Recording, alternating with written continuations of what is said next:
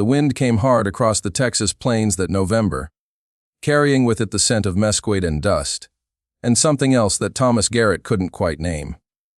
Maybe it was grief. Maybe it was just the smell of a life turned inside out. He stood on the porch of his ranch house, as the sun blood red across the horizon, holding his son against his chest while the baby screamed with a fury that seemed impossible for something so small. 3 weeks. That's how long it had been since Mary died. 3 weeks since the midwife had placed this tiny, red-faced creature in his arms and told him his wife was gone. 3 weeks of stumbling through days that felt like wading through chest-deep water, every movement slow and impossible. The ranch hands tried to help, but they were cowboys, not nursemaids. They could rope a steer and break a horse, but a crying infant terrified them more than any stampede. Thomas had named the boy Samuel after his own father. Mary had chosen the name months ago, back when her belly was round and her eyes still sparkled with plans for the future. She'd talk about teaching Samuel to ride, about watching him grow tall and strong under the big Texas sky. Now those dreams felt like cruel jokes, whispered by a universe that took pleasure in shattering hope. The baby wailed again, his small face scrunched and purple with distress. Thomas had tried everything he knew. He'd walked him for hours, bounced him gently, sung every song he could remember from his own childhood. Nothing worked. The goat's milk he'd been feeding Samuel seemed to upset the child's stomach more than satisfy it. Every night was the same endless cycle of screaming, of desperate attempts to soothe, of watching the sky grow light again with exhausted, burning eyes. He went back inside the house that Mary had made a home. Her presence still lingered everywhere. The curtains she'd sewn hung in the windows. Her apron still draped over the back of a kitchen chair. The quilt she'd been stitching for Samuel lay folded in the corner, unfinished. Thomas couldn't bring himself to move any of it, as if preserving these things might somehow preserve a piece of her. Samuel screamed louder, his tiny fists flailing. Thomas felt his own composure cracking. He was a man who'd faced down rustlers and survived droughts that killed cattle by the hundreds. He'd built this ranch from nothing but grit and determination. But this tiny life depending on him felt heavier than any burden he'd ever carried. What did he know about raising a child alone? What did he know about being both mother and father?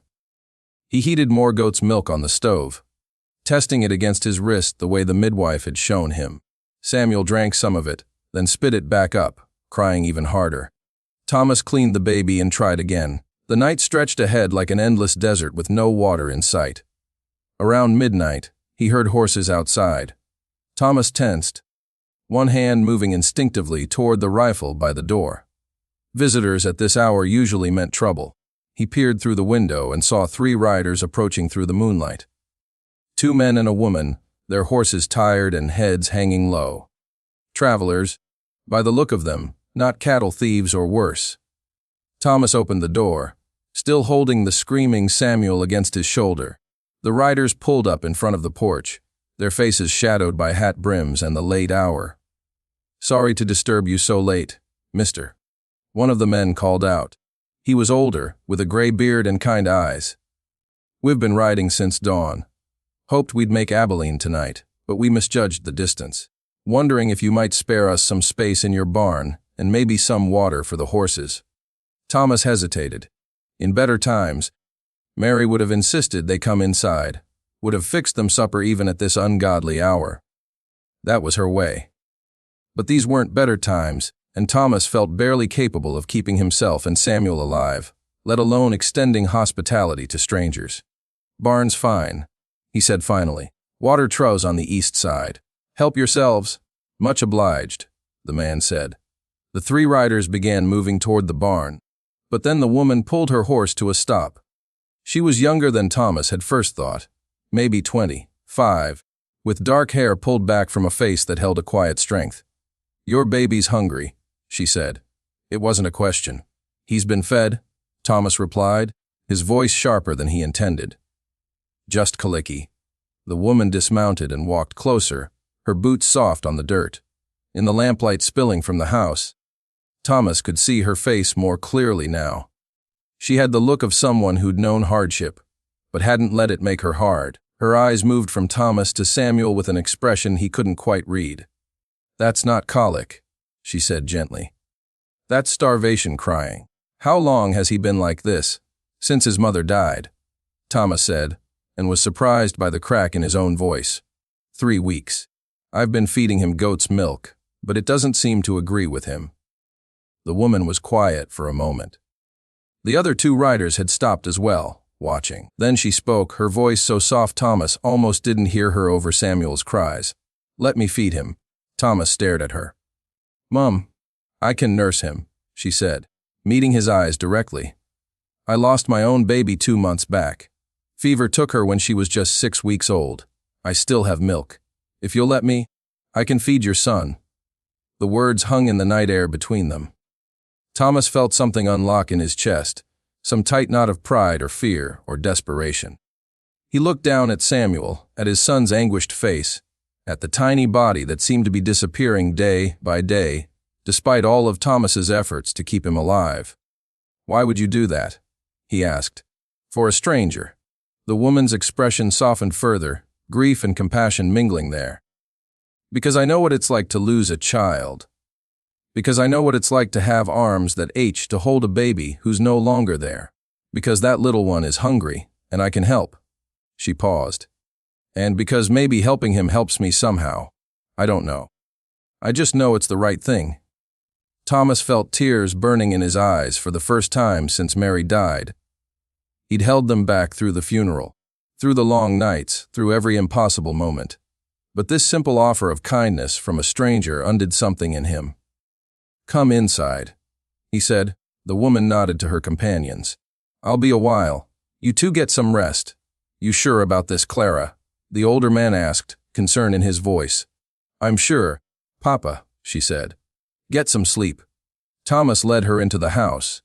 It felt strange having another woman in this space that had been Mary's domain. Clara looked around briefly, taking in the unfinished quilt, the dishes piled in the sink, the general disarray of a home without a woman's touch. "I'm Thomas Garrett," he said. "This is Samuel. Clara Morrison," she replied. "That's my father John out there and my brother Daniel. We're heading west. New start and all that." She held out her arms. "May I?" Thomas hesitated only a moment before placing Samuel in her arms. The baby's cries stuttered for a second at the change, then continued with renewed vigor. Clara settled into Mary's rocking chair by the fireplace. Thomas turned away, giving her privacy, and busied himself lighting more lamps and stoking the fire. Behind him, Samuel's cries began to quiet. Thomas heard the creak of the rocking chair, heard Clara's soft humming, then heard something he hadn't heard in 3 weeks: silence. Not the terrible silence of absence, but the peaceful quiet of a satisfied child. He turned around. Clara sat with Samuel cradled against her, the baby nursing contentedly, his small hand pressed against her chest.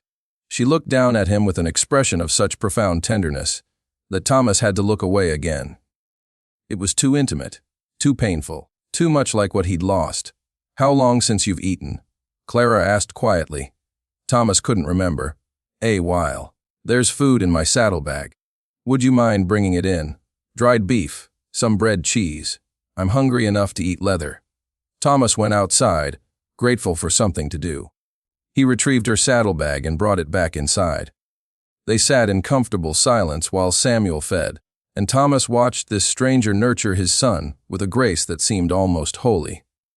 When the baby finally fell asleep, milk drunk and peaceful, Clara carefully adjusted her clothing and handed him back to Thomas. "He was starving," she said. "Goat's milk isn't enough for some babies. Too thin, too different from what they need." Thomas held his sleeping son, feeling the unfamiliar weight of a child at peace. "I didn't know. The midwife said goat's milk would work. Sometimes it does. Sometimes it doesn't." Clara opened her saddlebag and pulled out the food she'd mentioned. She broke off a piece of bread and handed it to Thomas. "When did you last sleep?" "Really sleep?" "Not since before he was born." Clara nodded, understanding in her eyes.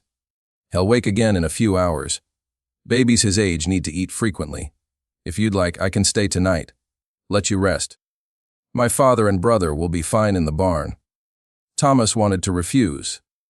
He wanted to say he could manage on his own, that he didn't need charity from strangers. But he was so tired, tired down to his bones, tired in his soul. And Samuel was sleeping, really sleeping, for the first time since Mary died. "I'd be grateful," he said. Clara smiled. It transformed her face, made her beautiful in a way Thomas hadn't noticed before. "Then go sleep, Mr. Garrett. I'll wake you if I need you." Thomas climbed the stairs to the bedroom he'd shared with Mary. He lay down on their bed, still in his clothes, and was asleep before he could think another thought. He woke to sunlight streaming through the window and the smell of coffee. For a disoriented moment, he thought Mary was downstairs cooking breakfast, that the past 3 weeks had been nothing but a horrible nightmare. Then reality crashed back, and he sat up, suddenly aware that he'd slept through the entire night. Downstairs, he found Clara in the kitchen. Samuel asleep in a makeshift bed she'd fashioned from a drawer lined with blankets. She'd cleaned the dishes, swept the floor, and was now frying bacon on the stove. He woke twice, she said without turning around. Fed him both times. Changed him too. "Hope you don't mind I went through your things to find clean cloths." Thomas stood there feeling useless and grateful in equal measure. "You didn't have to do all this." "I know," Clara said, "but I wanted to. Besides, your father and brother came by at dawn. Said they'd help your ranch hands with the morning chores to thank you for the hospitality. Figured I should contribute something too." They ate breakfast together, a strangely domestic scene. Thomas couldn't remember the last time he'd had a conversation with another adult that didn't revolve around cattle or business. Clara told him about her daughter, Eleanor, about holding her and loving her and losing her. She spoke about grief with an honesty that made Thomas feel less alone in his own. "People tell you it gets easier," Clara said, staring into her coffee. "I don't think that's quite right. It doesn't get easier. You just get stronger at carrying it." "Does the carrying ever feel less heavy?" Thomas asked. "Some days," she admitted. "And then some days it crushes you all over again. But those days get further apart, I think. At least that's what I tell myself." Samuel woke and Clara fed him again. Thomas watched the ease with which she handled his son, the natural grace of it. When she finished, she handed the baby back to Thomas and began gathering her things. "You're leaving?" Thomas asked, surprised by his disappointment. "We've already delayed our journey," Clara said. "We need to reach California before winter really sets in." Thomas held Samuel close, feeling the baby's solid warmth against his chest. The thought of going back to the sleepless nights, the endless crying, the desperate helplessness, made something in him break. "Stay," he said. The word came out before he could think better of it. "Just a few more days, until I can find a proper wet nurse in town. Please." Clara paused, her hand on her saddlebag. Thomas saw the war playing out behind her eyes, the pull of her own plans against something else, some need that matched his own. "It wouldn't be proper," she said finally. "People talk. Let them talk," Thomas said, and was surprised by his vehemence. "My son is dying slowly, and you can save him. Nothing else matters more than that." Clara looked at Samuel, her expression softening again into that tender grief. "Your father," Thomas added, "your brother. They can stay too. I've got plenty of work that needs doing, and I can pay fair wages. If they're heading west anyway, surely a few weeks of good pay wouldn't hurt." The silence stretched. Then Clara nodded slowly. "I'll talk to them. But Mr. Garrett, I want to be clear. This is about helping a baby who needs feeding." "Nothing more? Of course," Thomas said quickly. "Nothing more?" But even as he said it, he knew it was already more than that. It was hope. It was help. It was the first time in 3 weeks that he felt like maybe, just maybe, he and Samuel might actually survive this. Clara's father and brother agreed to stay. John Morrison turned out to be an experienced cattleman, and Daniel had a way with horses that impressed even Thomas's most seasoned ranch hands. They settled into the bunkhouse with the other men, while Clara took over the small guest room upstairs. The days fell into a rhythm. Thomas worked the ranch during the day while Clara cared for Samuel. She fed him every few hours, and the baby began to thrive in a way that made Thomas's heart ache with relief and gratitude. Samuel gained weight. His skin lost that papery fragility. He began to track movement with his eyes, to make small sounds that weren't just cries of distress. In the evenings, after supper, Thomas and Clara would sit on the porch while Samuel slept. They talked about everything and nothing. Clara told him about growing up in Missouri, about her marriage to a farmer who'd died of cholera 2 years back, about her dreams of starting fresh, somewhere new. Thomas told her about building the ranch with Mary, about their hopes for the future, about the hollow space her absence had left. "Do you think we dishonor them by going on living?" Thomas asked one night, the question raw and painful. Clara was quiet for a long moment. "I used to think that. Like being happy again would mean I'd forgotten Eleanor. That joy was a betrayal of her memory." She looked up at the stars scattered across the Texas sky. "But I don't think that anymore. I think they'd want us to live. Really live, not just survive. I think love wants more love, not less." Thomas thought about Mary, about her generous heart, about how she'd always insisted on helping anyone who needed it. "Mary would have liked you," he said. "She would have been the one inviting you to stay, probably before you even asked." "I wish I could have known her," Clara said softly. "She raised a good man." The weeks passed. Summer faded into early winter, and the wind that swept across the plains carried the promise of cold days ahead. Clara's family showed no signs of leaving, and Thomas found he didn't want them to. The ranch felt alive again. There was laughter in the bunkhouse. Clara's cooking filled the house with smells that reminded him of home. And Samuel was thriving. But Thomas noticed something else too. The way his heart lifted when he heard Clara's voice. The way her smile made something warm bloom in his chest. The way Samuel reached for her now. The way he settled against her shoulder like he belonged there. He felt guilty for these feelings, like he was betraying Mary's memory. How could he think of another woman when his wife had been gone less than 6 months? One evening, he found Clara sitting in Mary's rocking chair, working on the unfinished quilt. She looked up guiltily when he entered. "I'm sorry," she said quickly. "I shouldn't have touched her things. I just thought, maybe Samuel should have something his mother made for him." Thomas sat down heavily in the other chair. "I couldn't bear to touch it." "I know," Clara said gently. "But love isn't just in the big gestures. It's in the small stitches, the patient work, the things made with hope." She held up the quilt. She was making him a home even before he was born. That's a powerful kind of love. "Is it wrong that I'm happy?" Thomas asked, the words tumbling out. "That I'm grateful you're here. That I look forward to our evenings. That I don't feel like I'm drowning anymore. Mary's only been gone a few months, and I'm already healing," Clara finished softly. "That's not wrong, Thomas. That's human. I loved her," he said fiercely. "I still love her. I know you do. And you'll love her for the rest of your life." Clara set down the quilt and leaned forward. "But love isn't a finite resource. Having more of it doesn't diminish what came before. I loved my husband. I loved my daughter. I still love them. And maybe someday I'll love again. That doesn't make any of it less real." Thomas felt tears on his face and didn't bother wiping them away. "I don't know how to do this. None of us do," Clara said. "We're all just stumbling forward, trying to be kind to each other and to ourselves along the way." Winter came to the plains, and with it, a decision that could no longer be postponed. Clara's father approached Thomas one cold December morning while he was mending fence. "We need to talk about heading west," John said, his breath misting in the frigid air.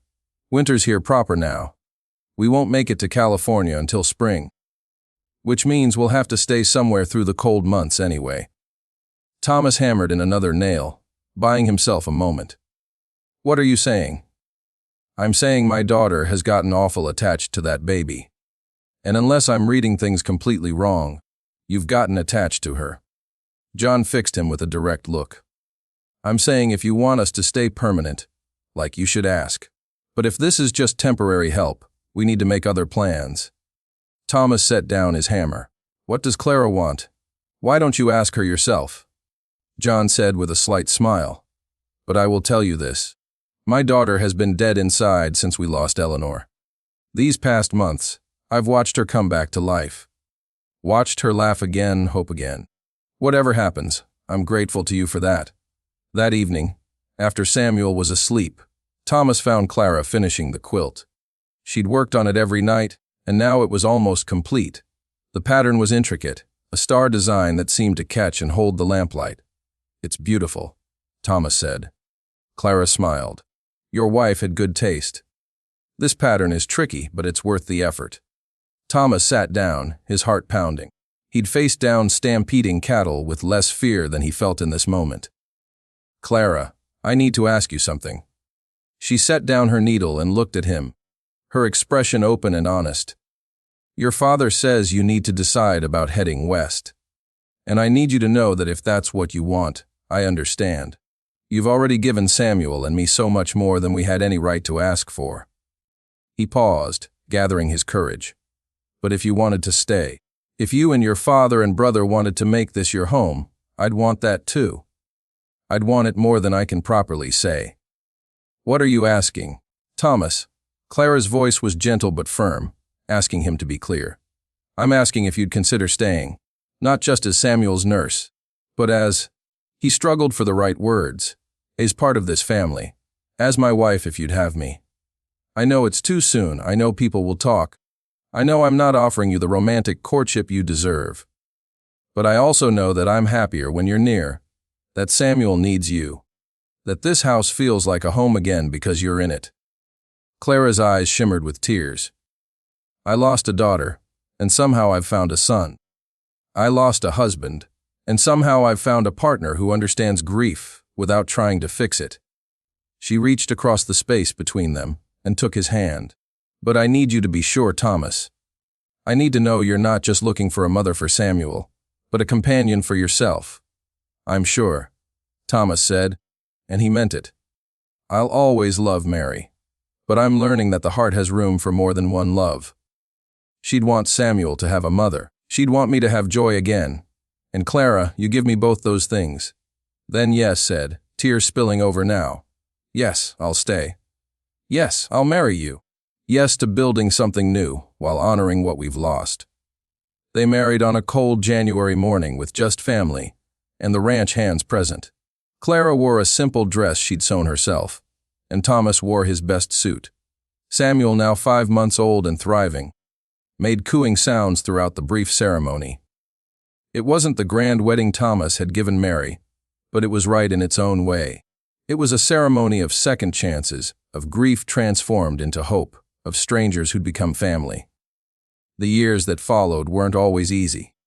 There were hard winters and dry summers. There were nights when Thomas would wake from dreams of Mary and feel the old grief fresh and raw. There were times when Clara would hold Samuel and think of Eleanor, tears streaming silently down her face. But they learned to carry their losses together, to honor the past while building a future. Samuel grew strong and healthy. He learned to walk holding both Thomas's hand and Clara's. He learned to ride on a gentle mare that had been Mary's. Clara taught him to read using the books Mary had collected. They never hid the truth from him. He grew up knowing about the mother who'd died bringing him into the world, and the woman who'd saved his life with an act of profound kindness. More children came, 2 daughters who looked like Clara and had Thomas's stubborn determination, a son who had Samuel's gentle nature. The ranch prospered. John and Daniel stayed on, becoming integral parts of the operation. The house that had been so silent and full of grief became loud with life and laughter. On warm evenings, Thomas and Clara would sit on the porch while the children played in the yard. Clara finished Mary's quilt years ago, and it lay across Samuel's bed, a tangible reminder that love persists even when the person who created it is gone. Sometimes they'd talk about their first spouses, sharing memories, keeping those earlier loves alive through story. Other times they'd sit in comfortable silence, hands intertwined, watching the sun set over the Texas plains. "Do you ever regret it?" Thomas asked one such evening, years into their marriage. "Staying here instead of going west." Clara squeezed his hand. "I did go west, in a way. I went toward a new life, a new beginning. It just didn't look the way I expected. She watched Samuel, now a young man, teaching his little sisters to rope a fence post. I came here to feed a hungry baby, but somehow in feeding him, I fed myself too. In saving him, I was saved. Thomas pulled her closer. Sometimes I think about that night. About how close we came to losing Samuel. About how close I came to sending you away. About all the ways things could have gone differently. But they didn't, Clara said simply. That's the miracle, isn't it? That in our darkest moments, sometimes mercy arrives on horseback. Sometimes kindness shows up in the middle of the night. Sometimes strangers become family, and loss becomes something we can bear together instead of alone. The wind swept across the plains, carrying the scent of mesquite and dust and something else. Not grief this time, but hope. Not endings, but beginnings. The ranch stretched out before them. This life they'd built from pieces of broken hearts and stubborn determination. It wasn't the life Thomas had planned with Mary, or the life Clara had imagined with her first husband. But it was theirs, earned through hard nights and harder choices, and the simple decision to keep going, to keep loving, to keep opening their hearts, even after loss had nearly destroyed them. Samuel's laughter rang out across the yard, as his sisters tackled him in a game of their own invention. Inside the house, the two younger children were likely getting into some mischief. Somewhere in the bunkhouse, John was probably telling the ranch hands stories about the old days. The cattle lowed in the distance, the horses nickered in the barn, and life went on in all its messy, beautiful complexity. Thomas thought about mercy. How it often arrived in unexpected forms. How a stranger's whispered offer in the middle of a desperate night could change everything. How the courage to accept help could be just as important as the courage to offer it. How sometimes the bravest thing a person could do was simply to stay, to choose hope over despair, to build again on ground that had been scorched by loss. "Thank you," he said to Clara, not for the first time and certainly not for the last. She smiled at him, understanding flowing between them without need for more words. They'd both lost so much. They'd both been broken by grief and put back together in new configurations. But they'd survived. More than survived, they'd found a way to thrive, to love again, to create joy from ashes. The sun dipped below the horizon, painting the sky in shades of orange and gold. Night would come, as it always did. But morning would follow, as it always had. And they would face it together, this makeshift family forged from tragedy and kindness. This testament to the resilience of the human heart and the power of simple mercy. Samuel came running up to the porch, his face flushed with play and happiness. "Ma, Pa, come play with us." Clara stood pulling Thomas with her. "Come on," she said. "Let's not miss a moment of this." And they went, leaving the quiet porch behind for the noisy, chaotic joy of their children, their life, their hard-won happiness. Behind them, the house stood solid and warm, filled with the ghosts of those who'd been lost and the very real presence of those who'd been found. It was not perfect. It was not what anyone had planned. But it was good, and it was theirs, and it was enough.